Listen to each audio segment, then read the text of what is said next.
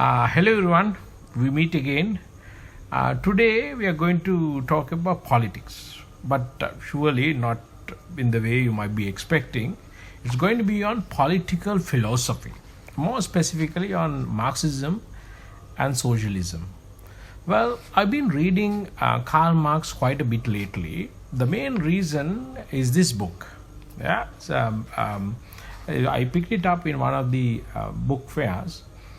The name of the book is Pradhanaya Dhanavade Katantaraya, Capitalism, the story of capitalism. I would like to recommend this book to you. Very nicely done, very good Sinhala book in Marxism. And this really stirred up my interest once again on Marxism, socialism, and line philosophies. And I've been reading quite a lot last month on similar lines. You see, in Sri Lanka, we don't find much good books written in Sinhala about political philosophy. Not only political philosophy, but philosophy in general. The ones that are available are quite difficult to read. Even for me, I find sometimes reading some of the Sinhala books available on these lines very difficult. Not easy to read, and for a beginner who would like to get into this subject area, get their hands dirty, they're not helpful. But this one is an exception. It has a lot of extracts from both the main works of Karl Marx, Communist Manifesto, as well as Das Kapital. Very nicely done, and also illustrated in a very beginner-friendly manner. Therefore, I would like to recommend this to you. So I thought, I started this small project. When I reading is part of my routine activities. And I read and then I tend to forget things. But what I thought was, why wouldn't I do a small clip like this on some of the areas that I'm reading on? And I thought I might do this in, you may have seen me in Sinhala, doing a lot of videos in Sinhala language. Probably then I thought, why wouldn't I, try things a little bit differently, meet you in some other format. That's why, that's what I'm trying to do here. Short clips, to the point, in a little bit of a casual note, explaining some of the things that that I rejoiced in these works. Today it's going to be, as I said, it's going to be Marxism and socialism. I want to give a little introduction to what Marxism is and also what socialism is. What the main ideology of Karl Marx. Although I'm not I'm not a Marxist or a socialist, but then I really admire the work of Karl Marx as one of the most pioneering, especially in terms of in this genre of work. Even today, if you look, some of his suggestions or some of his predictions about capitalism, now it has become quite evident in modern capital society. So in that sense, I think, all of you, even whether you are an advocate of socialism or Marxism, or you are inclined to some other philosophies, doesn't really matter. I think you should read Karl Marx, because it's one of the most pioneering philosophers that our society have ever seen. To give you a little introduction to Karl or Marxism, I would like to the best way to introduce you to the Karl Marx, at least in my point of view, is to read his thesis statement that he made in his main work called Communist Manifesto. Communist Manifesto is his main book, his thesis book, I would say, it's been canonical in the sense that a lot of other works related to Karl Marx or socialism stems away from this work, Communist Manifesto, Samajwadi Prakasane. I think that's the best way to introduce you to this philosophy. See, I have the main statement here with me on my laptop. Let me read it to you. What I will do is I will go one by one. It's a paragraph. It's a very powerful paragraph, very powerful statement. Let me go one sentence by one sentence, and I will give you a little bit of a explainer. The Communist Manifesto, 1848, by Karl Marx and Friedrich Engels. This is how it goes. The history of all hitherto existing society is the history of class struggles. This, I think, essentially captures the spirit of it. So this is what Karl Marx says from his thesis statement. He's saying that if you look at the entire history of human societies, if you look at what were the factors which shaped those societies and the history of those societies, he see that the main force that really shaped these societies were the conflicts between classes. The history of all hitherto existing society is the history of class struggles. He suggests that everything we see, in terms of changes in our social structure, changes in our power structure, hierarchical arrangement of the society, everything we see right now from a historical sense has stemmed out from conflicts between classes. What do you mean by class? Class is a group of, it's a community in a society with opposing economic or social interest. Yeah, so that's, I think, the best way to capture it. So we see in societies groups that have different social and economic powers, and these societies are in conflict to each other according to Karl Marx. And he suggests in this statement, what he suggests is that this is the driving factor, the main engine of history itself. So that's this first statement. He then, what he does is he tend to go into history and try to elaborate this little bit further. This is how it goes. Freeman and slave, patrician and plebeian, lord and serf, guild master and journeyman, in a word, oppressor and oppressed. See, in this sentence, Marx gives historical examples in different eras. You see, so if you look at Freeman and slave, 5000 BC, when the earliest social structure this human society had was the slave master economic structure. So the slave master structure, the master owned the slave, and the slave had to work under the master. Then, of course, after that we have patrician and plebeian, the Roman, Greek and Roman system, where you have wealthy and noblemen and the other people who ran the society.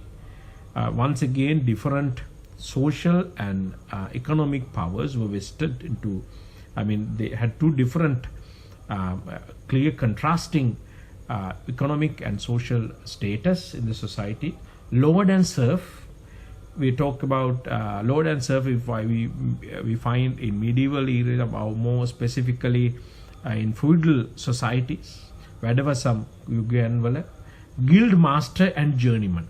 The early industrial age, we find people who have little small economic operations running, and people who serve in terms of their labor to run those institutes. So these are these are, so he generalized the whole structure in a word: oppressor and oppressed. So he says, so now he initially stated, now the societies are divided between those who had power and wealth, slaves, masters, feudal lords, guide owners, and all those who labored under them. So that's the main structure that he proposes. And this, he could see that throughout the history, these divisions were universal. You could always see, if you really look at the social structure, these divisions were universal. And they have always been there. So that's what he says. And he also, in a word, he generalized. These divisions are universal, and they are occurring throughout the history. And he generalized these two, this relationship as oppressor and oppressed. So it's not a, you see, this relationship is characterized by oppression. So obviously the wealthy and socially powerful individuals of the communities, they suppress or oppress people who do not have the same social and economic status. Yeah, that's why they are always. So this is the main, the thesis Karl Marx wants to really build. This goes on. So what he's saying is, it stood in constant opposition to one another. We just explained it. Carried on an uninterrupted, now hidden, now open fight. So he's suggesting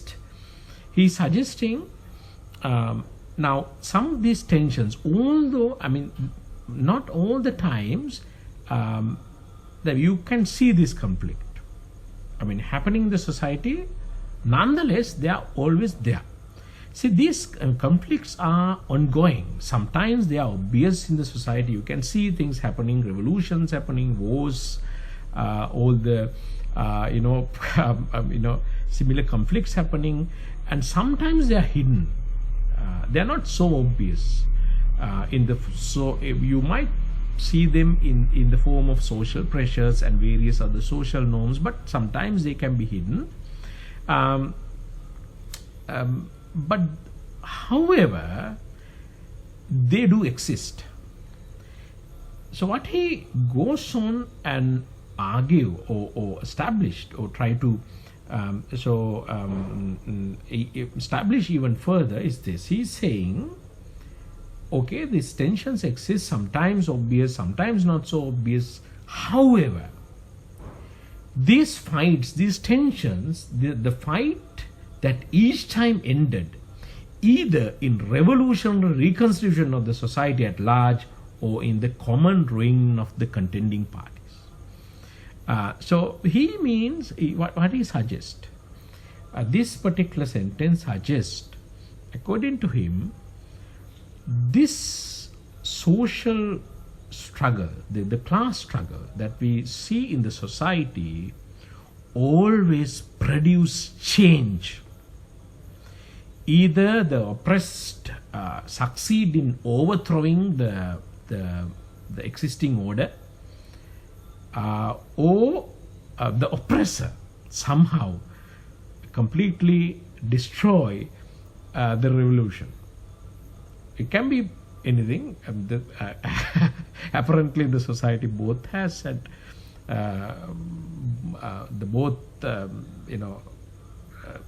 outcomes have a lot of examples.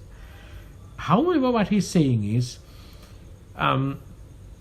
every time there's this conflict goes on, either you have revolution, reconstitution, you see a completely new system coming, or there's some form of conflict, widespread conflict that harms everyone, society at large, or in the common ruin of contending parties. Whatever said and done, the change is inevitable because these tensions cannot last forever. So that's what he says. I mean, so this is the main principle of Marxism, the Marx ideology that he wanted to propose.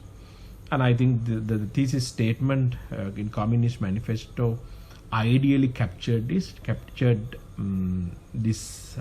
essence of it, the spirit of this whole thing. This, I mean, obviously, this get elaborated further in his work. All right. So from this point onward, Marx develops his philosophy. Okay, he argues that the modern society has created a new division. Now, Karl Marx, he saw the new system during his time. The new division is, however, it's called the bourgeoisie. Bourgeoisie are the people who own the means of production. Okay, the factories, the similar industries, who had wealth. Therefore, they could really bring in all the resources together to facilitate a production process. Okay, the means of production, and the proletariat. So this is the new. During his time, this is what he saw. We have bourgeoisie, the capitalists who own the production, and the proletariats who were the workers. They did not have the same economic capacity or the wealth or capital as bourgeoisies. Therefore, they had no other option than selling their labor. So, according to Karl Marx, the new system, the bourgeoisie and proletariat system, capitalist system, is inherently exploitative. So that means there's lot of exploitation by bourgeoisie, exploitation of proletariats in a severe manner. So the workers. So what do you mean by exploitation? The workers, the proletariats, they do work. Although they work, they make value in the industrial processes or production.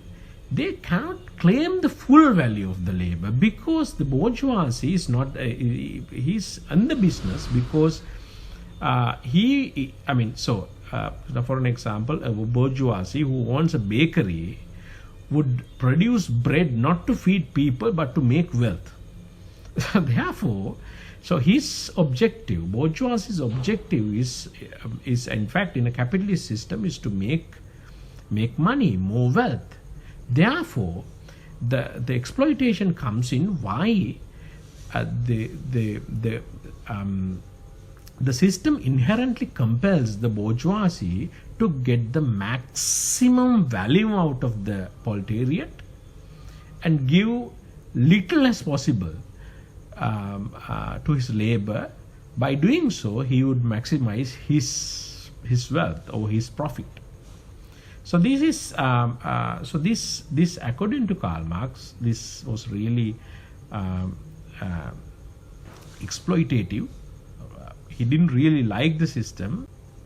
Now he saw this system as a very harmful system, especially to the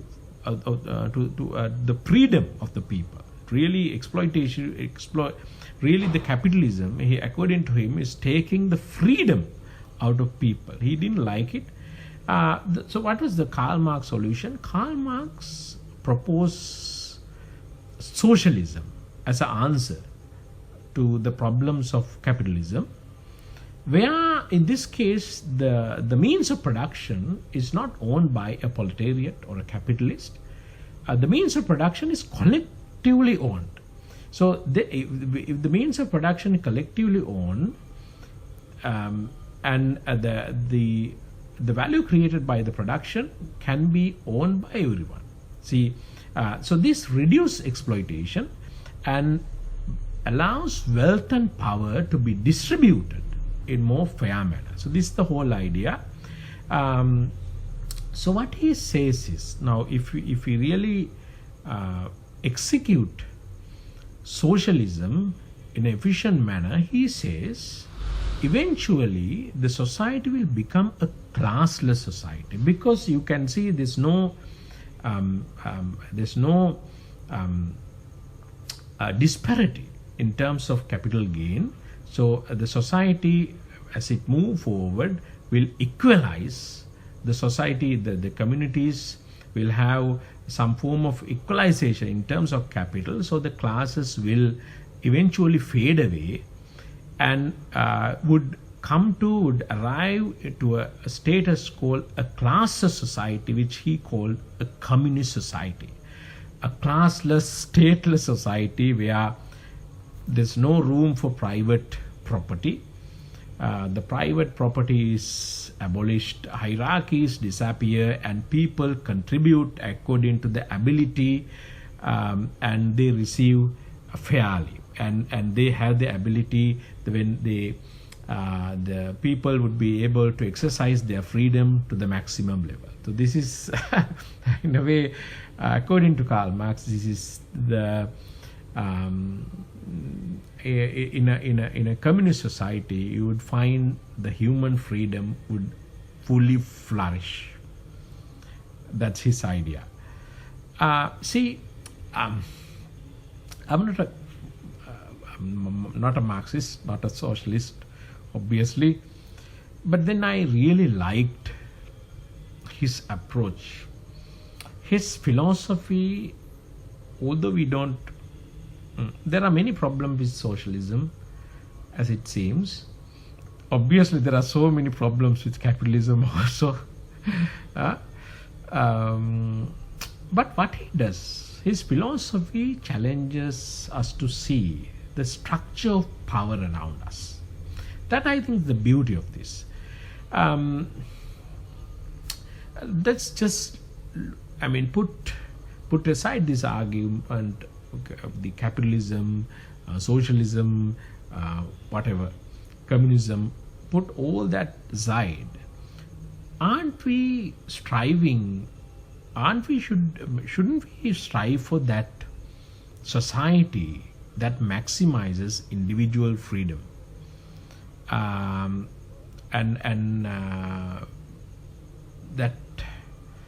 that system that can really